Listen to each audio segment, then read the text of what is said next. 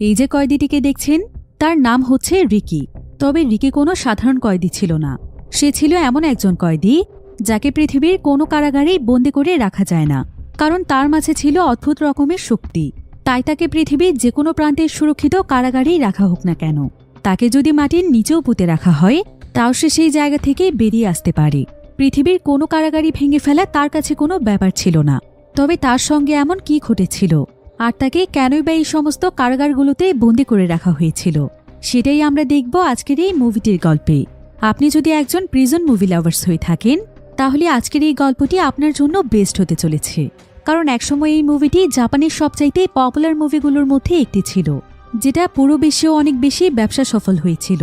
তাহলে চলুন ঘুরে আসা যাক ভয়ানক এক কয়েদির জীবনযুদ্ধের গল্প থেকে। তো গল্পটি শুরু হয় জাপানের একটি শহরে, যেখানে আমরা একটি প্রিজন ভ্যান দেখতে পাই। আর এই প্রিজন ভ্যানের মাধ্যমে কয়েদিদেরকে কারাগারে নিয়ে যাওয়া হয়। তো এবার এই প্রিজন ভ্যানটি সোজা জাপানের একটি কারাগারে চলে আসে, যেটা কিনা ছিল জাপানের অনেক ভয়ানক একটি কারাগার, কারণ এখানে জাপানের সবচাইতে ভয়ানক কয়েদিরা থাকে।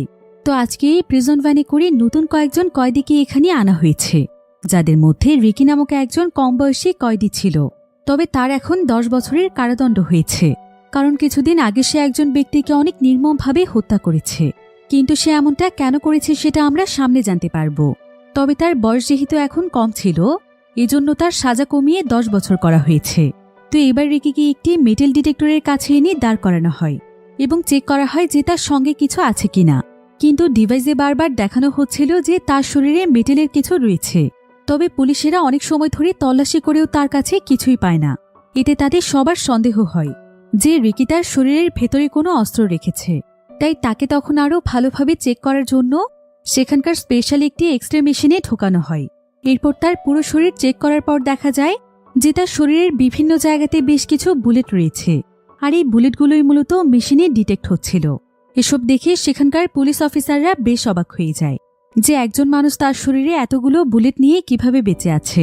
এমন সময় সেখানকার দুজন অফিসার রিকিকে বলে যে তারা এখানে একজন ডক্টরকে নিয়ে আসবে আর রিকির শরীর থেকে সমস্ত বুলেট বের করে নেবে। কিন্তু রিকি তখন তাদেরকে বলে এসবের কোনো প্রয়োজন নেই, সে একদম ঠিক আছে। বুলেট তো তার শরীরের জন্য মেডিসিন মাত্র, এসব তো তার কাছে কোনো ব্যাপারই নয়। অফিসাররা তার কথা শুনে অবাক হয়ে যায়। এরপর সমস্ত নতুন কয়েদিদেরকে একটি সেলের মধ্যে নিয়ে যাওয়া হয়। এবার আমরা এই পুরো কারাগারটিকে দেখতে পাই। এই সম্পূর্ণ কারাগারটি প্রায় 4 ভাগে বিভক্ত ছিল, আর এই 4টি ভাগে 4 জন আলাদা আলাদা কয়েদিদের রাজত্ব ছিল। আর এই 4 জন কয়েদিকে একসঙ্গে বলা হয় দ্য গ্যাং অফ 4, যারা কিনে ছিল অনেক বড় বড় গ্যাংয়ের লিডার। আর তাদের কাছে জেলের ওয়ার্ডেনের অনুমতিও ছিল, অর্থাৎ তারা এখানে কোনো অন্যায় করলেও ওয়ার্ডেন তাদেরকে কিছুই বলে না, কারণ তারা এক একজন অনেক বড় বড় মাফিয়া। আর কারাগারে যাতে তারা তাদের রাজত্ব পরিচালনা করতে পারে তাই তারা ওয়ার্ডেনকে বাহির থেকেই টাকা দেওয়ার ব্যবস্থা করে। তো এবার পরের দিন যখন সমস্ত কয়েদিরা নিজ নিজ কাজে ব্যস্ত ছিল, তখন সেখানে নর্থ সেকশনের একজন কয়েদি আসে, যে কিনা ছিল সেই সেকশনের গভর্নরের রাইট হ্যান্ড, অর্থাৎ তার সবচাইতে কাছের লোক। তার নাম হচ্ছে স্যাম। তো সে এবং তার সঙ্গীরা মাইক নামক একজন বয়স্ক কয়েদিকে বিনা কারণে মারতে থাকে। কিন্তু মাইক তো এখানে কিছুই বুঝতে পারছিল না যে তারা কেন এসে তাকে এভাবে মারছে। মাইক সবসময় এমনিতেই অনেক দুশ্চিন্তায় থাকে, কারণ সে তার ওয়াইফ এবং বাচ্চাকে অনেক মিস করে। সে তার বাচ্চাকে অনেক ছোট রেখে এই কারাগারে এসেছিল। সে এখন অপেক্ষা করছে যে কোন দিন তার সাজা শেষ হবে আর কবে সে তার ওয়াইফ এবং বাচ্চার কাছে যাবে। আর কিছুদিনের মধ্যেই তার সাজা শেষ হতে চলেছে, তাই সে অনেক বেশি এক্সাইটেড ছিল।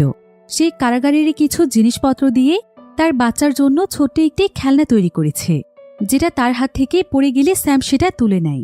এরপর সে মাইককে বলে, তুই এই কারাগার থেকে তাড়াতাড়ি বের হতে চাচ্ছিস তাই না? কিন্তু তুই কি জানিস, তুই তখনই বের হতে পারবি যখন আমি চাইব। তবে মাইক তখন তার কাছ থেকে খেলনাটি নিয়ে নিতে চাইছিল, কিন্তু স্যাম সেই খেলনা দিয়ে তাকে আঘাত করে খেলনাটিকে ভেঙে ফেলে।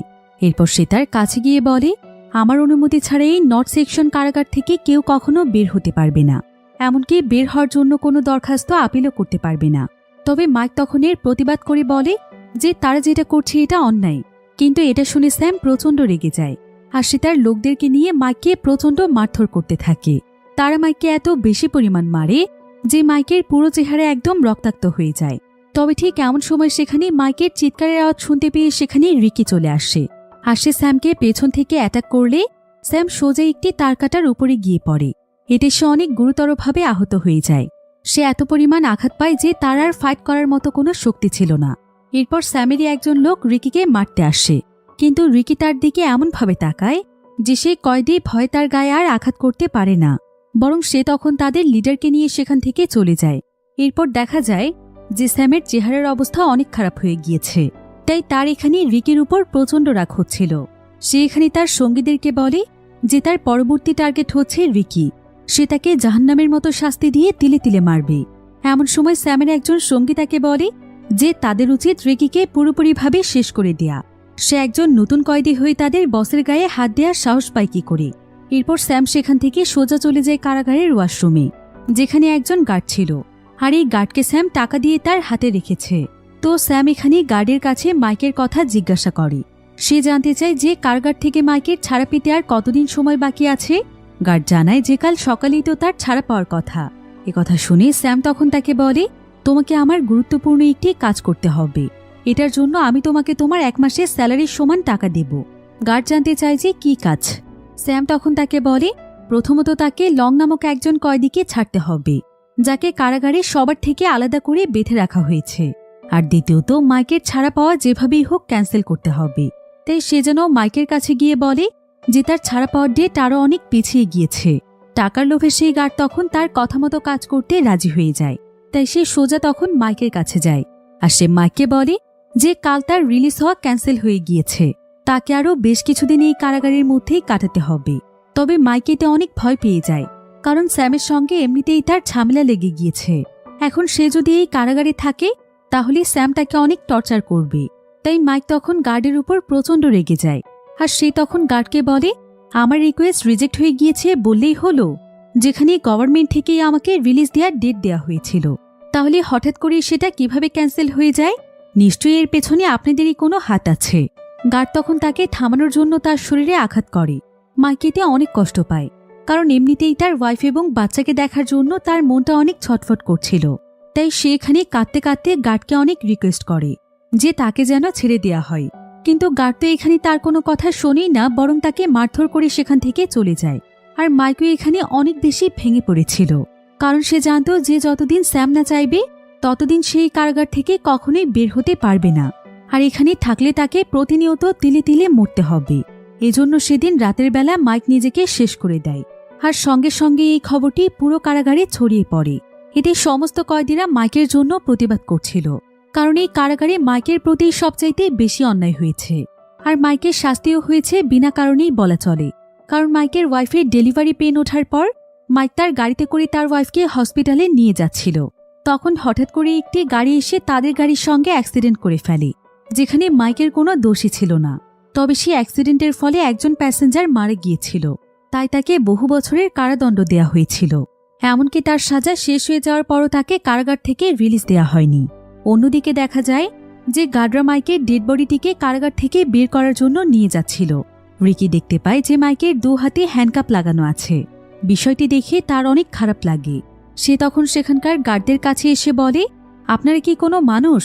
আপনাদের মধ্যে কি কোনো মনুষ্যত্ববোধ নেই? মানুষটা অনেক কষ্ট পেয়ে মারা গিয়েছে, আর আপনার এই মৃত মানুষটিকে হ্যান্ডকাপ পরিয়ে রেখেছেন। এই বলে রিকি তার হাত দিয়ে হ্যান্ডকাপটিকে খুব সহজেই ভেঙে ফেলে।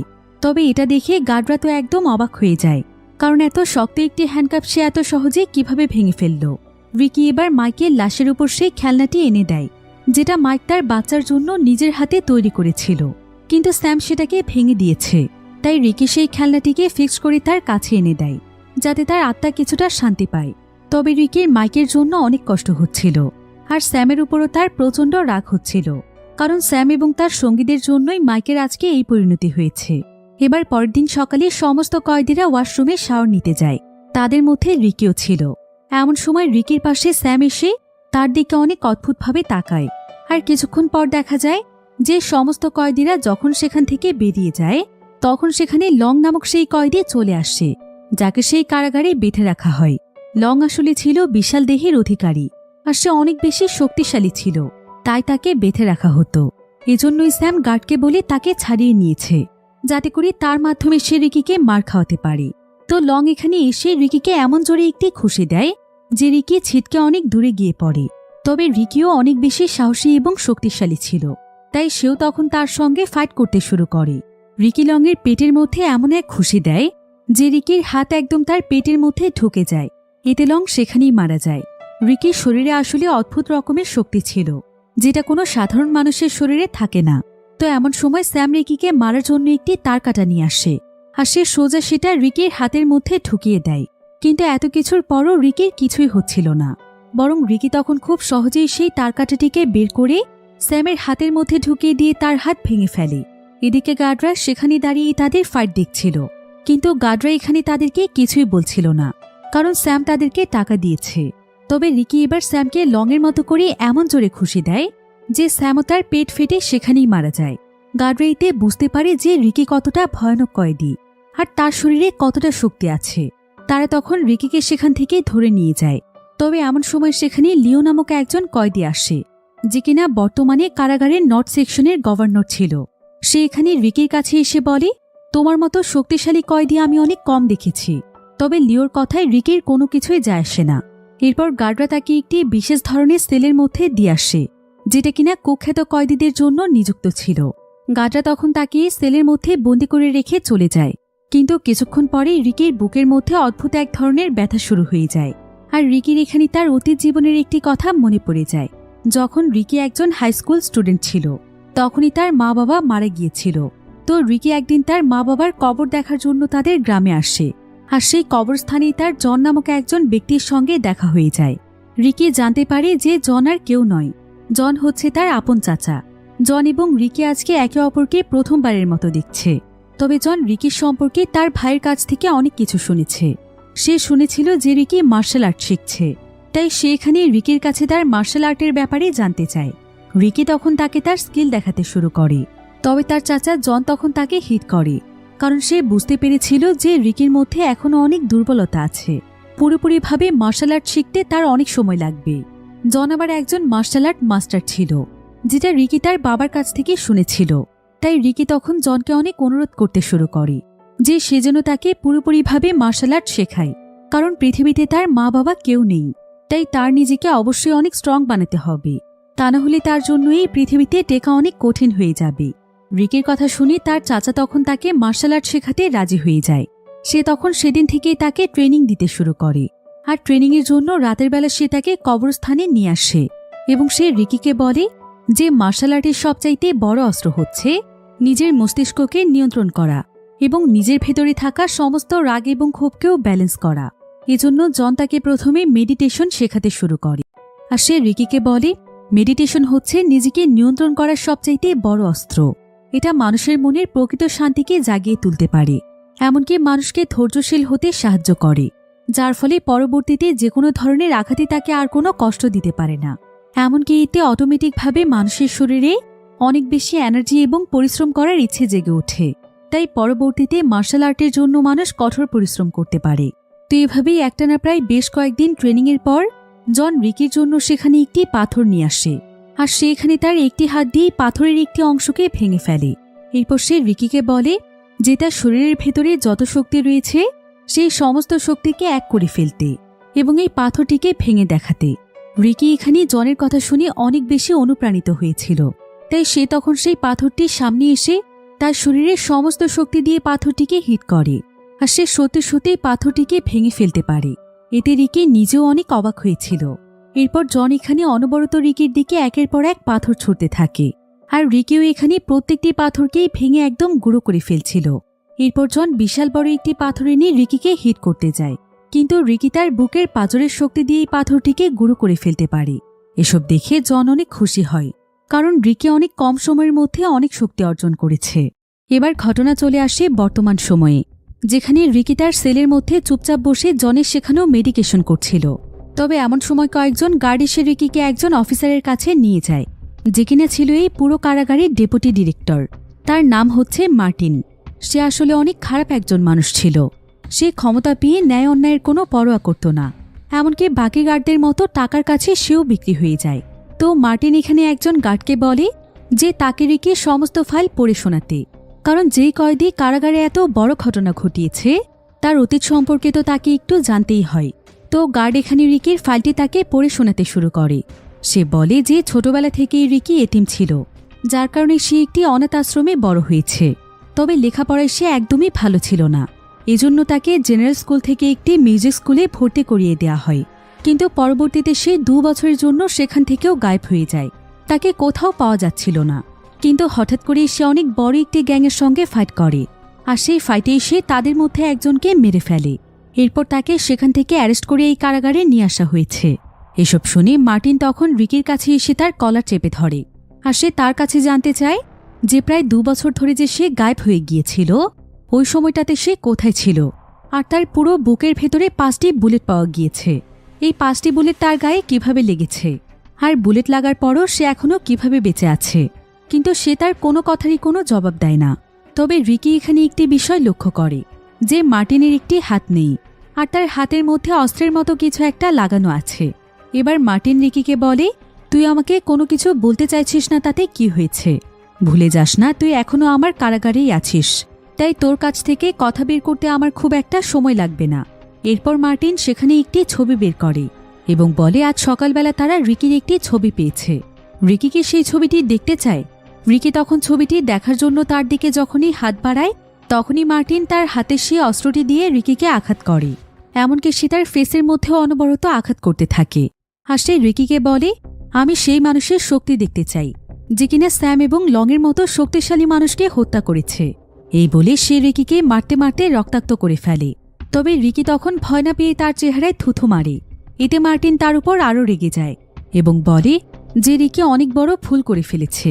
সে কোন কারাগারে এসে পৌঁছেছে এই সম্পর্কে তার কোনো ধারণাই নেই। এটা একটা জাহান্নাম, আর এই জাহান্নামের শাস্তি রিকিকে ভোগ করতে হবে। সে নিজের হাতে রিকিকে তিলে তিলে শেষ করবে। এরপর মার্টিন রিকিকে সেই ছবিটি দেখায় যেটা সে প্রথমে দেখাতে চেয়েছিল। এই ছবিটি আসলে ছিল রিকির গার্লফ্রেন্ডের ছবি। মার্টিন রিকিকে তার গার্লফ্রেন্ডকে নিয়ে থ্রেট দিচ্ছিল। রিকি এতে প্রচণ্ড রেগে যায়, আর সে একটি হিট করে সেখানকার টেবিল একদম ভেঙে ফেলে। মার্টিন তখন তাকে গুলি করতে শুরু করে। তবে রিকি সেখানকার জিনিসপত্র দিয়ে গুলির হাত থেকে কোনো মতে বেঁচে যায়। এরপর গার্ডরা তাকে আটকাতে আসলে রিকি তাদেরকেও মারধর করে। মার্টিন এতে অনেকটাই ভয় পেয়ে যায়, আর সে রিকিকে বলে, তুই যদি আমাকে ভুল করেও মারার কথা ভেবে থাকিস তাহলে তোকে আমার হাতেই মরতে হবে। রিকি তখন দৌড়ে এসে তাকে হিট করতেই যাচ্ছিল, কিন্তু শেষ পর্যায়ে এসে সে থেমে যায় এবং বলে, আমি চাইলে তোকে এখানেই শেষ করে দিতে পারতাম। আমি তো বেশ কয়েকটি হত্যা এমনি করে ফেলেছি, তাই তোকে হত্যা করলে আমার বিশেষ কিছু হতো না। কিন্তু এবারের মতো তোকে ছেড়ে দিচ্ছি, তবে এরপর আমার ব্যক্তিগত জীবনে ঢোকার চেষ্টা করিস না। এই বলে রিকি তার গার্লফ্রেন্ডের ছবিটি নিয়ে সেখান থেকে চলে যায়। এরপর সেদিন রাতের বেলা রিকি তার গার্লফ্রেন্ডের ছবিটি দেখছিল, আর তার কাছে তার একটি বাঁশি ছিল। রিকি তখন সেখানে সেটা বাজাতে শুরু করে, আর এখানে রিকির তার অতীত জীবনের কথা মনে পড়ে যায়, যেখানে সে তার গার্লফ্রেন্ডের সঙ্গে খুব সুন্দর কিছু মুহূর্ত কাটাচ্ছিল। রিকির গার্লফ্রেন্ডের নাম ছিল ইয়ান। তারা দুজন দুজনকে অনেক ভালোবাসত। রিকির জীবনের সবচাইতে সুন্দর মুহূর্ত তার গার্লফ্রেন্ডের সঙ্গেই কেটেছিল। তো রিকি তখন তার গার্লফ্রেন্ডের সেই সমস্ত সুন্দর স্মৃতিগুলোই মনে করছিল। রিকি এতে অনেক ইমোশনাল হয়ে যায়। কিন্তু এমন সময় সেখানে একজন গার্ড আসে এবং রিকিকে সেখানে বাঁশি বাজাতে নিষেধ করে। এবার পরের দিন সকালে দেখা যায় যে স্যামের একজন সঙ্গী যখন কারাগারে ঘোরাফেরা করছিল, তখন তার কাছে বেশ কয়েকজন কয়েদি আসে। আর এরা ছিল সেই সমস্ত কয়েদি যাদেরকে স্যাম তার লোকদেরকে নিয়ে সবসময় বুলি করেছে এবং তাদের উপর অনেক টর্চার করেছে।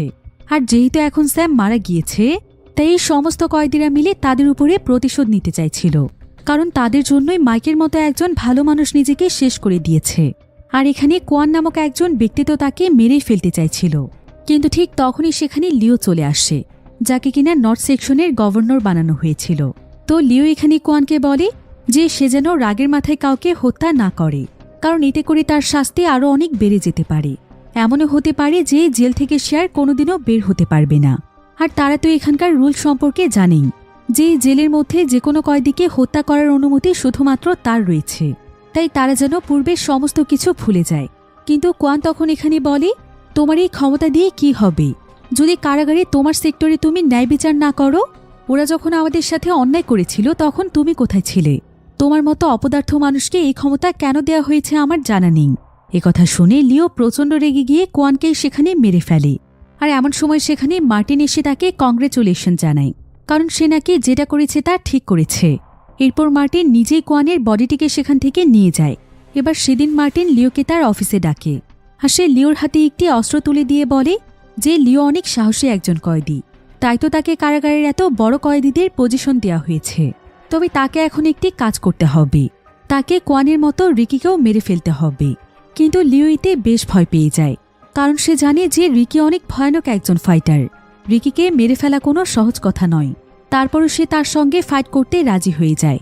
এরপর দেখা যায় যে কারাগারের মাঠের মধ্যে কোয়ানের ডেড বডি ঝুলিয়ে রাখা হয়েছে, আর রিকি সেখানে চুপচাপ দাঁড়িয়ে বডিটি দেখছিল। আর এমন সময় সেখানে লিও তার সঙ্গে ফাইট করতে আসে। রিকিও তখন তার সঙ্গে ফাইট করার জন্য রেডি হয়ে যায়।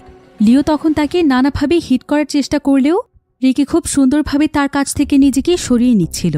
তবে লিও অনেক শক্তিশালী ছিল, তাই শেষ পর্যন্ত সে রিকিকে আঘাত করতে পারে। তবে রিকির পেছনে কারাগারের অনেকগুলো কয়েদিরা ছিল। তারা এখানে রিকিকে অনেক অ্যাপ্রিসিয়েট করছিল যে তাদের মধ্যে রিকি একমাত্র মানুষ যে কিনা এই কারাগারের সমস্ত অন্যায়কারীদেরকে শাস্তি দিতে পারে। তারা সবাই রিকির পাশে আছে। সকলের কথা শুনে রিকি তার মনে অনেক অনুপ্রেরণা পায়, আর তার ভেতরে প্রতিশোধের আগুন জ্বলে ওঠে। রিকি তখন লিওর সঙ্গে ফাইট করতে চলে যায়। রিকির শরীরে এত পরিমাণ শক্তি ছিল যে লিওর মতো শক্তিশালী মানুষও তার সঙ্গে পেরে উঠছিল না। তাই লিও রিকির চোখে ধুলো মেরে দেয়। এতে রিকি আর তার সামনের কোনো কিছুই দেখতে পাচ্ছিল না। তারপরও সে ফাইট করার চেষ্টা করছিল, কিন্তু লিও সেখানেই ধারালো অস্ত্র নিয়ে আসে, আর সে সুযোগ পেয়ে রিকিকে সেগুলো দিয়েই আঘাত করতে থাকে। রিকি এতে সেখানকার পানির ট্যাঙ্কের পাইপের উপরে পড়ে যায়। তখন সে তার কোনো দিয়ে আঘাত করে পাইপটিকে একদম ভেঙে ফেলে। এরপর পাইপের মধ্য থেকে যেই পানি বের হতে শুরু করে সেটা দিয়ে রিকি দ্রুত তার চোখগুলো ধুয়ে ফেলে, আর সে আবারও ফাইটের জন্য প্রস্তুত হয়ে যায়। যেটা দেখে সেখানকার সমস্ত কয়েদিরা অনেক খুশি হয়, আর তারা সেখানে রিকি রিকি বলে তাকে উৎসাহিত করতে থাকে। আর তারা রিকিকে লিওকে অনেক ভালোভাবে শায়েস্তা করতে বলে। এদিকে লিও তার ধারালো অস্ত্র দিয়ে রিকিকে আবারও আঘাত করতে আসে, কিন্তু রিকি এবার লিওর মাথায় এমনভাবে আঘাত করে যে লিওর একটি চোখ খুলে বেরিয়ে আসে। আর এমন সময় সেখানে মার্টিন এসে এই দৃশ্য দেখতে পায়। সে এতে বেশ ভয় পেয়ে যায়। এদিকে লিও বুঝতে পারে যে রিকি এখন তাকে বাকিদের মতোই আঘাত করে মেরে ফেলবে, তাই সে তার আগেই নিজেকে শেষ করে দিতে চাইছিল, কারণ তাদের মতো এত ভয়ানক মৃত্যু সে চাইছিল না। তবে সে নিজেকে মারার সময় যখনই রিকি তার সামনে আসে তখন সে রিকির উপরেই হামলা করে দেয়, অর্থাৎ এটা তার একটা ট্র্যাপ ছিল। কিন্তু রিকি এবার তার মাথার মধ্যে এমন একটি আঘাত করে যে তার মস্তিষ্ক ব্লাস্ট হয়ে এসে সেখানেই মারা যায়। এরপর রিকি সেখানে কোয়ানের লাশটিকে নিচে নামিয়ে ফেলে। তখন সেখানে সমস্ত কয়েদিরা চলে আসে।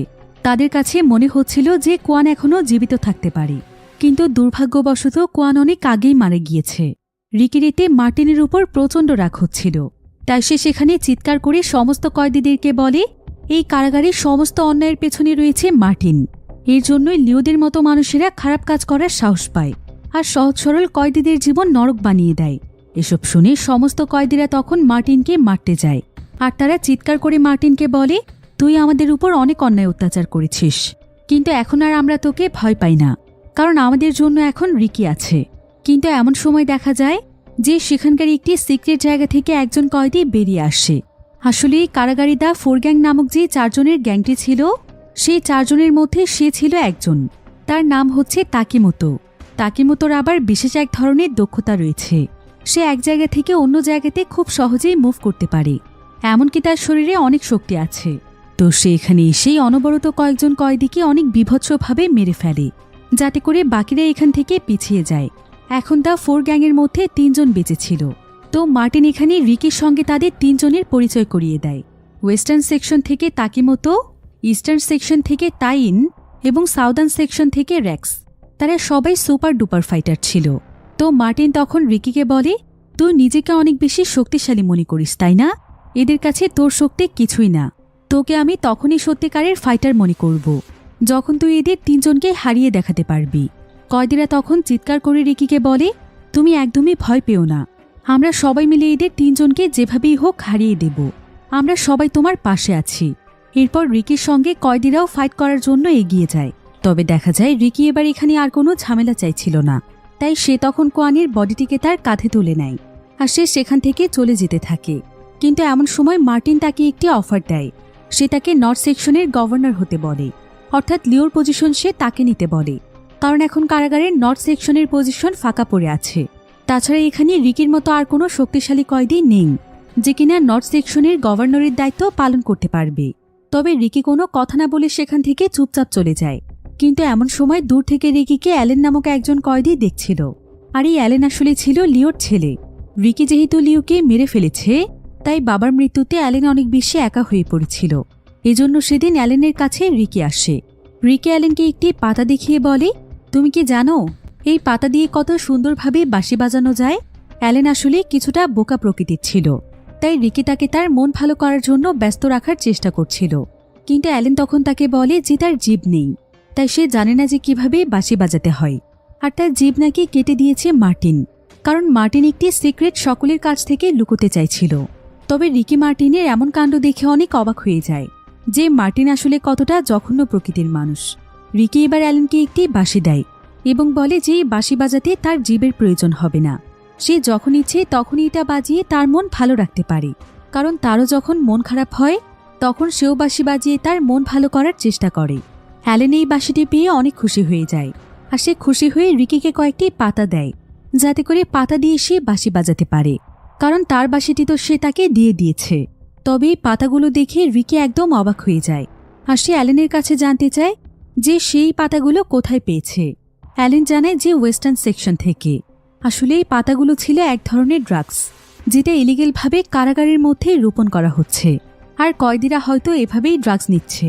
এদিকে দেখা যায় যে আড়াল থেকে দাঁড়িয়ে রিকি এবং অ্যালেনকে তাকি মতো দেখছিল, কারণ সেই ছিল ওয়েস্টার্ন সেকশনের গভর্নর, অর্থাৎ এই ড্রাগসের পেছনে তারও হাত আছে। তাকি মতো তখন ইস্ট এবং সাউদার্ন সেকশনের গভর্নরদের কাছে চলে আসছে, যাদের নাম হচ্ছে র্যাক্স এবং তাইন। সে তাদেরকে রিকির কথা বলে যে রিকি তাদের কারাগারে ড্রাগস রোপণের বিষয়টি জানতে পেরেছে, আর এই সবকিছু রিকিকে অ্যালেন জানিয়ে দিয়েছে। তাই তাকে মতো তখন অ্যালেনকে তার কাছে ডাকে এবং বলে যে রিকিকে তারা মেরে ফেলবে, তারপর তারা তাকে মারবে।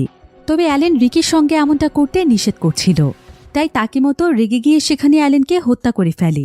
এরপর তারা অ্যালেনের লাশটিকে কারাগারের মাঠের মধ্যে রেখে দেয়, যাতে করে সমস্ত কয়েদিরা অ্যালেনের পরিণতি দেখে তাদেরকে ভয় পায়। আর এমন সময় সেখানকার ভিড় দেখে সেখানে রিকি চলে আসে। সে দেখতে পায় যে সেখানে অ্যালেনের লাশ পড়ে আছে, আর লাশের পাশে তার দেয়া সেই বাঁশিটিও ছিল। রিকি তখন তার কাছে গিয়ে বাঁশিটিকে হাতে নিয়ে অনেক ইমোশনাল হয়ে যায়। সে রাগে এবং ক্ষোভে চিৎকার করতে করতে তার সেই বাঁশিটি ভেঙে ফেলে। অন্যদিকে মার্টিন জানতে পারে যে রিকি তাদের কারাগারের ড্রাগসের ব্যাপারে জানতে পেরেছে। এতে সে প্রচণ্ড রেগে যায়। অন্যদিকে রিকি এবার রাগের মাথায় ওয়েস্টার্ন সেকশনে এসে সমস্ত ড্রাগসের গাছগুলো জ্বালিয়ে দেয়, কারণ এই ড্রাগসের সিক্রেট বলে দেওয়ার কারণেই অ্যালেনের মৃত্যু হয়েছে। কিন্তু ঠিক তখনই সেখানে তাকি মতো চলে আসে, আর সে দেখতে পায় যে রিকি তাদের সমস্ত ড্রাগসের গাছগুলো জ্বালিয়ে দিয়েছে। এতে সে প্রচণ্ড রেগে যায়। তবে তার আগে রিকি তাকে বলে যে সে অ্যালেনকে হত্যা করেছে, তাই তাকেও এখন তার হাতে মরতে হবে। কিন্তু তাকি মতো বলে যে তাকেই তার হাতে মরতে হবে। এরপর সেখানে তাদের দুজনের মধ্যে ফাইট শুরু হয়ে যায়, আর তাকি মতো তাকে মারতে শুরু করে। তাকি মতো জাপানিজ ট্রেডিশনাল কুংফু জানত, তাই তার মধ্যে ফাইট করার বিশেষ এক ধরনের শক্তি ছিল। তাই সেখানে তার সমস্ত শক্তি একত্রিত করে ফুল স্পিডে এসে রিকিকে প্রচণ্ড জোরে আঘাত করে। রিকি এতে ছিটকে একটি দেয়ালের সঙ্গে গিয়ে ধাক্কা খায়। অন্যদিকে রিকির লাগানো আগুন একদম কারাগারের গেট পর্যন্ত চলে গিয়েছিল, আর গেটটি অনেক সময় আগুনের মধ্যে জ্বলতে থাকার কারণে এটার লকার অনেক বেশি দুর্বল হয়ে পড়েছে। তাই কয়েদিরা তখন এই সুযোগটিকেই কাজে লাগাতে চায়, কারণ তারা চাইলে এখন এখান থেকে পালিয়ে যেতে পারবে। তবে মার্টিন এই বিষয়টি জানতে পেরে সঙ্গে সঙ্গে একজন গার্ডকে সেখানে পাঠায়, যাতে করে সে কয়েদিদেরকে আটকাতে পারে। তবে এখন মার্টিনের জন্য সবচাইতে বড় সমস্যা হচ্ছে যে কারাগারের প্রিজন ডিরেক্টর এখন তার ভ্যাকেশন থেকে ফিরে এসেছে, কিন্তু সম্পূর্ণ কারাগার এখন যেন একদম ধ্বংসস্তূপে পরিণত হয়েছে, যেটা প্রিজন ডিরেক্টর জানতে পারলে মার্টিনের অবস্থা খারাপ হয়ে যাবে। তাই মার্টিন তখন সমস্ত গার্ডদেরকে 0 অ্যালার্ম ওয়ার্নিং দেয়, যাতে করে শীঘ্রই কারাগারের সমস্ত পরিস্থিতি শান্ত করা হয়। আর অন্যদিকে রিকি তার শরীরে আঘাত পেয়ে সেখানেই বসেছিল। আর এমন সময় রিকির তার আঙ্কেল জনের কথা মনে পড়ে যায়, যেখানে জন তাকে বলেছিল যে যখন তুমি তোমার প্রতিপক্ষের কাছে হেরে যাওয়ার পথে থাকবে, তখন এমন ভাব করবে যে তুমি হার মেনে নিয়েছ। এতে তোমার প্রতিপক্ষ শান্ত হয়ে যাবে, আর ওইটুকু সময়ে তুমি তোমার সমস্ত শক্তিকে একত্রিত করে ফেলবে এবং আবারও ফাইট শুরু করবে। রিকি তখন সেটাই করে তার শরীরের সমস্ত শক্তিকে একত্রিত করে ফেলে। কিন্তু ঠিক তখনই সেখানে র্যাক্স চলে আসে।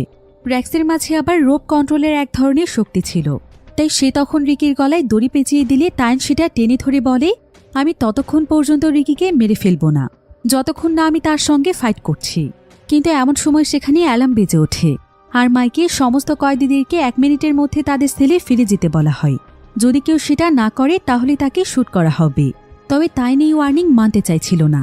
সে রিকির সঙ্গে ফাইট করে তাকে নিজের হাতে হত্যা করতে চাইছিল, কিন্তু তাকিমতো তাকে এমনটা করতে নিষেধ করে, কারণ ওয়ার্নিং না মানলে তারা সবাই বিপদে পড়তে পারে। তবে ততক্ষণই সেখানে শুট শুরু হয়ে যায়, তাই সবাই সেখান থেকে দৌড়ে পালিয়ে যায়। কিন্তু তাইন রিকিকে তার সঙ্গে করে একটি সেলের মধ্যে নিয়ে এসেছিল, আর মার্টিন এখানে সুযোগ পেয়ে সেই সেলের 2টি দরজা ওপেন করে দেয়। ফলে সেখানকার 2 প্রান্ত থেকে লিকুইড সিমেন্ট বের হতে থাকে। মার্টিন আসলে ডিরেক্টরের দেখার আগে রিকিকে যে কোনো মূল্যেই হত্যা করতে চাইছিল, এমনকি এতে যদি তাইনের মৃত্যুও হয়ে যায় তাতে তার কিছু যায় আসে না। তাই রিকি এবং তাইন দুজনেই এই সিমেন্টের সেলের মধ্যে ফেসে যায়। তবে রিকি যেহেতু অনেক শক্তিশালী ছিল, তাই সে সঙ্গে সঙ্গে সেখানকার লোহার দরজা ভেঙে ফেলে, আর সে তাইনকেও সেখান থেকে বাঁচিয়ে বাইরে নিয়ে আসে। তবে মার্টিন যখন এটা দেখতে পায় তখন সে বুঝতে পারে যে রিকি আসলে অনেক ভালো মনের মানুষ, কিন্তু এতে তার কিছুই যায় আসে না। তার তো মানুষের জীবন নিয়ে কোনো পরোয়াই ছিল না। কিন্তু এখানে তাইন অনেক বেশি ভারী হয়ে গিয়েছিল, কারণ তার শরীরে অনেক সিমেন্ট লেগেছিল, আর রিকির শরীরে লেগে থাকা সিমেন্টগুলোও তাকে একদম আঁকড়ে ধরছিল। এতে রিকির বুকে চাপ সৃষ্টি হলে সে সেখানেই অজ্ঞান হয়ে যায়। মার্টিন তখন গার্ডদেরকে রিকিকে বন্দি করতে বলে। এবার পরের দিন সকালে কারাগারের ওয়ার্ডেন আসে কারাগার ভিজিট করার জন্য। সাথে তার বিগড়ে যাওয়া ছেলে ওয়াংও ছিল। এই কারাগারের মধ্যে যত ধরনের অন্যায় কাজ পরিচালিত হচ্ছে সেই সব কিছুর মূলে রয়েছে এই ওয়ার্ডেন। তো মার্টিন তখন ওয়ার্ডেনকে জানায় যে তাদের লক্ষ লক্ষ টাকার ড্রাগসের কাজ পুড়িয়ে ফেলেছে রিকি নামক একজন কয়েদি। ওয়ার্ডেন এতে প্রচণ্ড রেগে যায়। মার্টিন তখন তাকে রিকিকে দেখানোর জন্য নিয়ে আসে। এখানে দেখা যায় যে রিকিকে একটি সেলের মধ্যে বেঁধে রাখা হয়েছে, আর তার পুরো শরীর সিমেন্ট দিয়ে ঠেকেছিল। কিন্তু রিকি এখানে কিছুক্ষণের মধ্যে সমস্ত সিমেন্ট তার শরীর থেকে ছেড়ে ফেলে, আর সে তার হাতের বাঁধনও খুব সহজেই খুলে ফেলে। এরপর সে ওয়ার্ডেনকে মারতে আসলে দেখা যায় সেই সেলের দেয়াল ভেঙে সেখানে তাইন চলে আসে। তাইন তখন কারাগারের লোহা ব্যবহার করে রিকিকে বেঁধে মারতে শুরু করে। রিকি যে তাকে বাঁচিয়েছিল এই ব্যাপারে তার কোনো কৃতজ্ঞতাই ছিল না। এদিকে রিকি এখানে কোনোভাবেই নিজেকে ছাড়িয়ে নিতে পারছিল না। এমন সময় তাইন সেখানে রিকির মাথা চেপে ধরে তার মাথা ফাটিয়ে ফেলতে চাইছিল, কিন্তু ঠিক তখনই রিকি তার শক্তি ব্যবহার করে নিজেকে কোনো মতে ছাড়িয়ে ফেলে। আর সে তাইনকে এমনভাবে ঘুষি দেয় যে এক ঘুষিতেই তাইনের চেহারা ফেটে সে সেখানেই মারা যায়। এটা দেখে মার্টিন এবং ওয়ার্ডেন দুজনেই অনেক ভয় পেয়ে যায়। তবে ওয়ার্ডেন রিকিকে শাস্তি দেওয়ার জন্য এখানে আয়রন ব্লক ব্যবহার করে, যেটা কিনে এই সেলের মধ্যেই সেট করা ছিল। এখানে অনেক ভারী একটি লোহা আস্তে আস্তে রিকিকে একদম পিষে ফেলবে। তো রিকিকে যখন সেখানে বেঁধে দেওয়া হয় তখন আস্তে আস্তে সেই আয়রন ব্লকটি রিকিকে পিষে ফেলতে শুরু করে। যদিও রিকি তার শক্তি দিয়ে সেটাকে কোনো মতে আটকে রেখেছিল, কিন্তু এমন সময় ওয়ার্ডেন সেখানে ইলেকট্রিক শক দিতে শুরু করে। এতে রিকির পক্ষে ব্লকটিকে ধরে রাখা সম্ভব হচ্ছিল না, তাই রিকি মাটিতে লুটিয়ে পড়ে। তবে এমন সময় দেখা যায় যে তাইন জীবিত আছে। তাইন তখন মার্টিনের কাছে সাহায্য চাইছিল, কিন্তু মার্টিন বলে যে তার মতো অপদার্থকে বাঁচিয়ে রেখে কী লাভ, কারণ সে তো রিকির কাছেই হেরে গিয়েছে, তাকে আর তার প্রয়োজন নেই।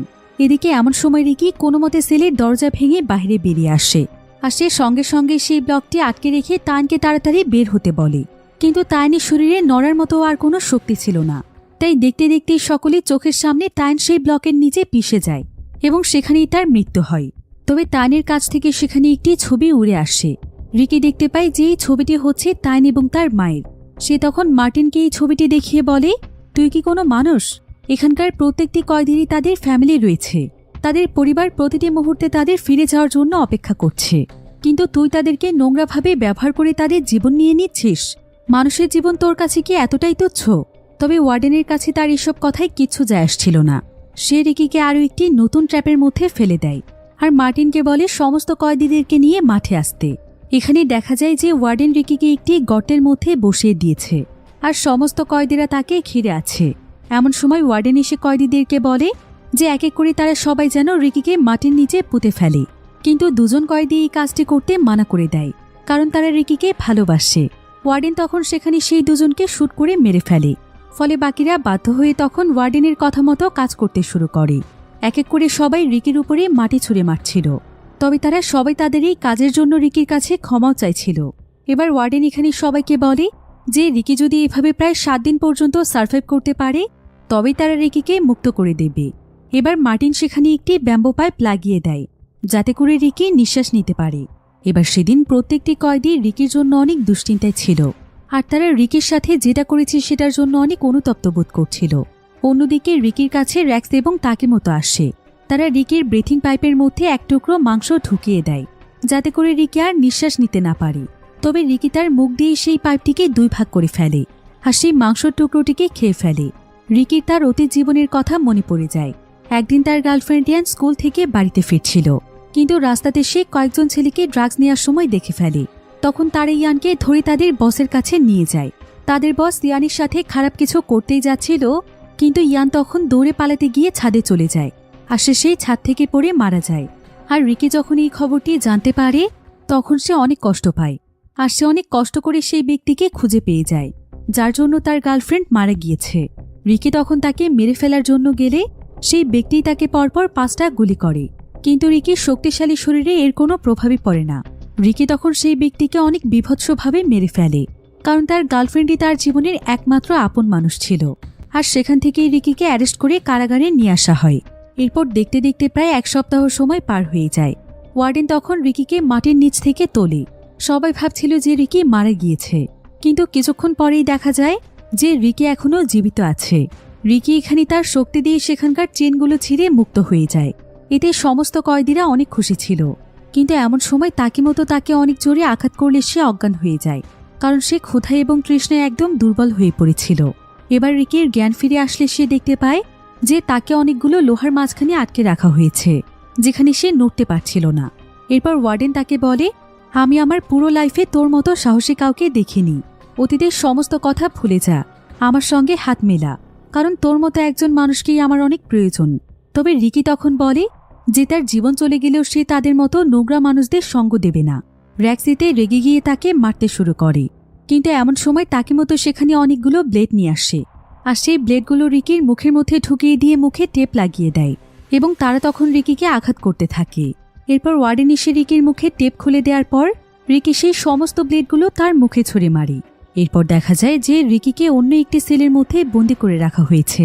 এমন সময় সেখানে লুকিয়ে লুকিয়ে একজন কয়েদি এসে রিকিকে খাবার খেতে দেয়, আর সে তাকে হার মানতে নিষেধ করে। এই খবরটি মার্টিন জানতে পেরে সেই কয়েদিকে মেরে ফেলে এবং তাকে টানতে টানতে রিকির সেলে চলে আসে।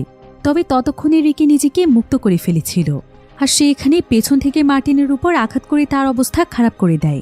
তবে সে যখন দেখতে পায় যে মার্টিন সেই কয়েদিকে মেরে ফেলেছে, তখন সে প্রচণ্ড রেগে যায়, আর সে এবং সমস্ত কয়েদিরা মিলে মার্টিনকে তখন ওয়ার্ডেনের কাছে নিয়ে আসে।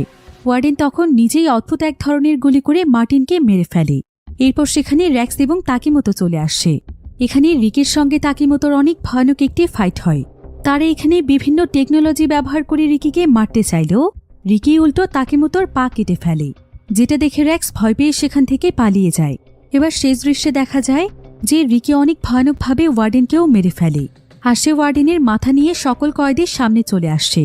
এরপর সে দৌড়ে গিয়ে কারাগারের চারিপাশে যেই মজবুত দেয়ালটি ছিল সেটা এক ঘুষি দিয়ে একদম ভেঙে ফেলে এবং সবাইকে বলে যে আজ থেকে তারা সবাই মুক্ত, তাদেরকে আর কোনো অন্যায় অত্যাচার সহ্য করতে হবে না। এই বলেই রিকি কারাগার থেকে বেরিয়ে অজানা এক গন্তব্যের উদ্দেশ্যে চলে যায়। আর এমনই একটি থ্রিলিং এন্ডিংয়ের মাধ্যমে গল্পটি এখানেই শেষ হয়ে যায়।